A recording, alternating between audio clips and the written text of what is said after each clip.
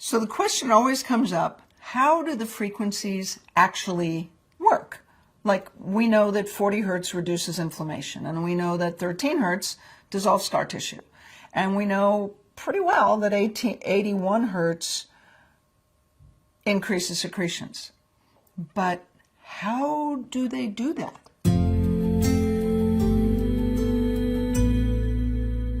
In point of fact, your cells, every cell in your body, in every tissue, everywhere, every cell in your body has these receptors on the outside of the cell that act like little antennas, right?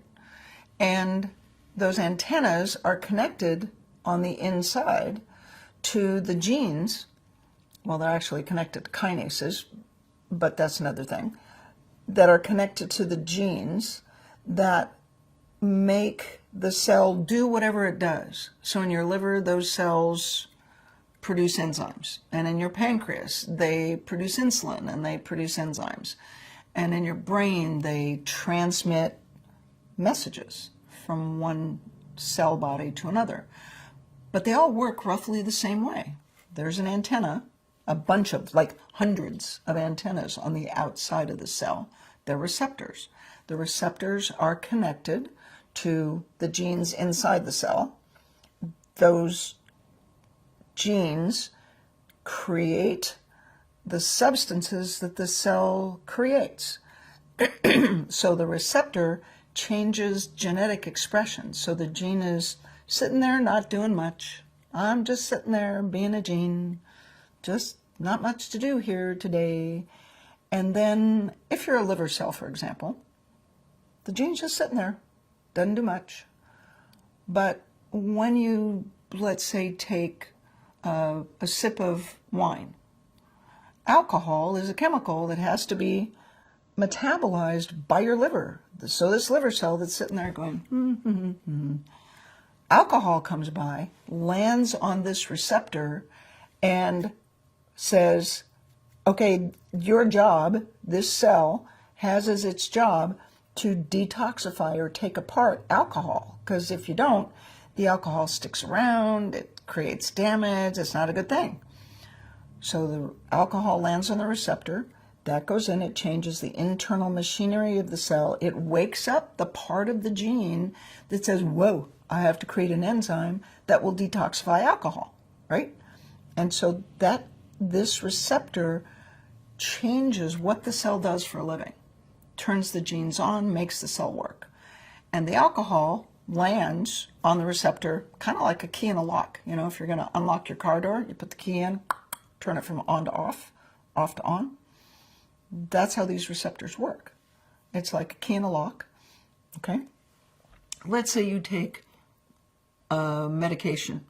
We'll just say Advil because it's easy. The Advil lands on this receptor, once again, like a key in a lock. And this cell, for example, is responding to things in the environment that turned it on that say, whoa, we need to create inflammation.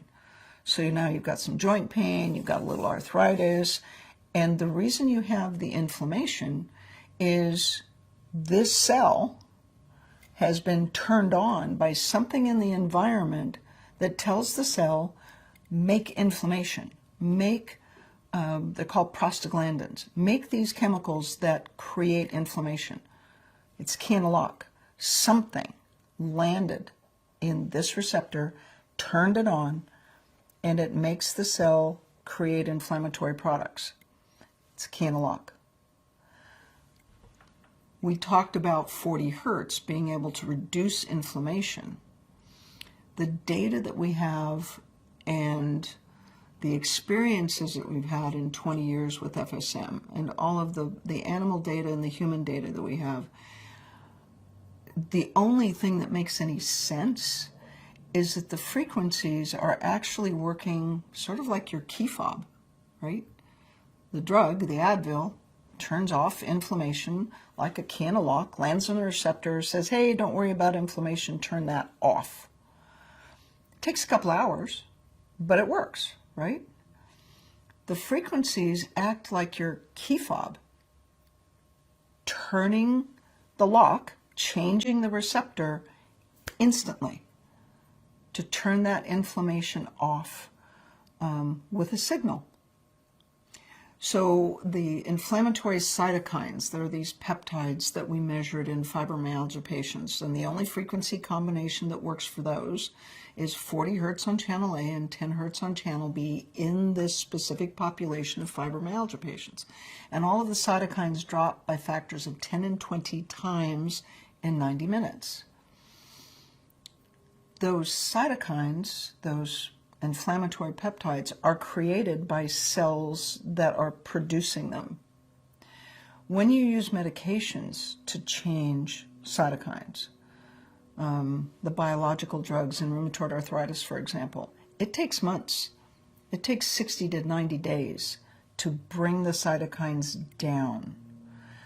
The data that was produced with frequency-specific microcurrent with 40 hertz on channel A and 10 hertz on channel B, that is unprecedented. It is unheard of. There is no earthly way. There is no way, no other way, to reduce inflammatory cytokines by factors of 20 times or 10 times in 90 minutes. The only thing that makes any sense is that signal, 40 hertz on A and 10 hertz on B, that signal changes the receptor, and that receptor changes what the cell does for a living. Turns off the cytokines. And we think that the other frequencies work roughly the same way, that the frequencies to dissolve scar tissue work to vibrate with the crosslinks that tell the cells to stick together, that tell the cells to be shortened and tight. And when you zap the key fob, when you send the signal, it vibrates with those receptors and change the signaling, and that changes the state of the tissue. It makes scar tissue go from rock hard to just smushy. So that's the model we have. The good news is that it is testable. We can actually test the genes. If I can get the right patient in the right place at the right time with the right lab to do the blood work, we can verify this. But in the meantime, it's a model that makes sense and gives us a pretty good idea of how the frequencies are probably working.